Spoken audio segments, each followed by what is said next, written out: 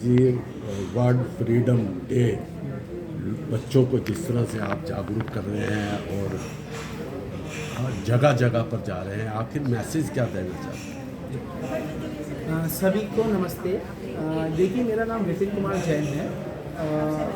वर्ष 2014 से पक्षियों को पिंजरों से आज़ाद रखा जाए, इस उद्देश्य से एक दिवस की स्थापना की गई वर्ल्ड फ्रीडम डे के नाम से, जो सितंबर माह के दूसरे रविवार को मनाया जाता है, यानी सेकंड संडे ऑफ सितंबर। ये दिवस मनाने का मुख्य उद्देश्य जन जागरूकता के माध्यम से एक अभियान के रूप में लोगों को प्रेरित करने के लिए है कि जैसे हम आज़ाद हैं, हम स्वतंत्र हैं, ऐसे पंछी भी पिंजरों से आज़ाद रहें, पिंजरों से स्वतंत्र रहें। बहुत से लोग जाने अनजाने अपने मनोरंजन के लिए या अन्य किसी कारणवश पंछियों को पिंजरों में कैद करके रख लेते हैं, जिससे उनकी स्वतंत्रता बाधित होती है और प्रकृति के कार्य भी में रुकावट आती है।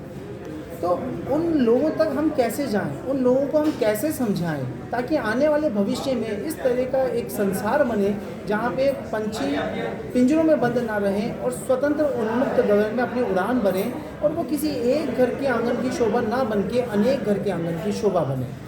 तो इसी उद्देश्य से बच्चों के माध्यम से, स्कूलों के माध्यम से इस संदेश को व्यापक स्तर पर ले जाने के लिए बच्चों के मध्य ड्राइंग शीट, एक कॉम्पिटिशन ड्राइंग शीट देखिए, चित्रकला प्रतियोगिता कराई जाती है, सिग्नेचर कैंपेन कराया जाता है, जिसमें बच्चे अपने हस्ताक्षर करके लिख के ये प्रमाणित करते हैं कि वो पंछियों को पिंजरों में कैद नहीं करेंगे।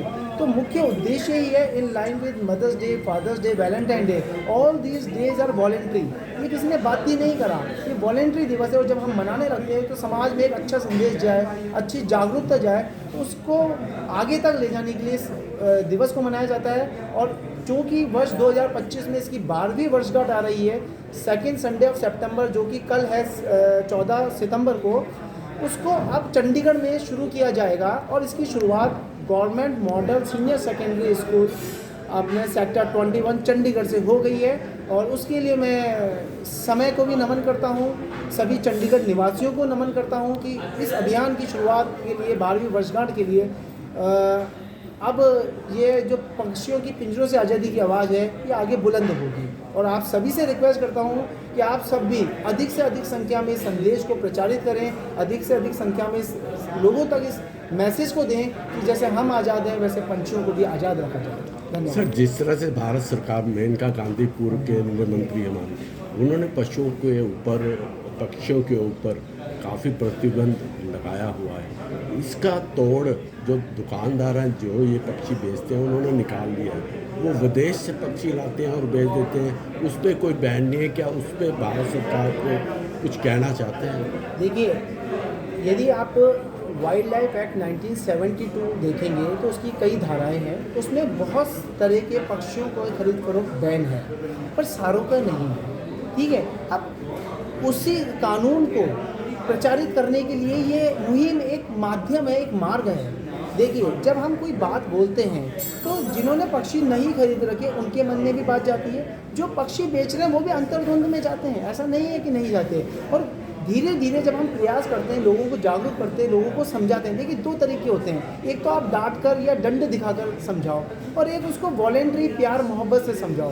तो ये जो मुहिम है, ये दंड वाली तो प्रावधान है ही नहीं, क्योंकि अच्छा, दूसरी चीज़, हमारे देश का कानून तो कहाँ तक काम करेगा, केवल हमारे देश तक करेगा। ये अभियान, ये दिवस विश्व के स्तर के हिसाब से बनाया गया है, वॉलेंट्री रूप में, ताकि ये सीमाओं को माध्यम से बाहर जाए और कानून से भी बढ़कर पूरे विश्व स्तर तक ले जाए। और जहाँ जहाँ पंछियों को पिंजरों में कैद लोगों ने कर रखा है, उनके मन, उनके दिल में दस्तक दे। इसलिए इसको डे कॉन्सेप्ट के साथ आगे लेके जा रहे हैं। सर, जिस तरह से आप अभियान चल रहे हैं वो तारीफ के काबिल है। यदि आप इसको सरकार के साथ भी जोड़ लें या किसी मंत्री से बात करें तो बेहतर तरीके से फिर ये इम्प्लीमेंट हो सकता है। सर, मैं रिक्वेस्ट करूंगा, यदि आप ऐसा कोई मार्ग बताएंगे उस पर भी हम चलेंगे। आप मार्गदर्शन दीजिए, मैं उस मार्ग को भी अपनाऊंगा।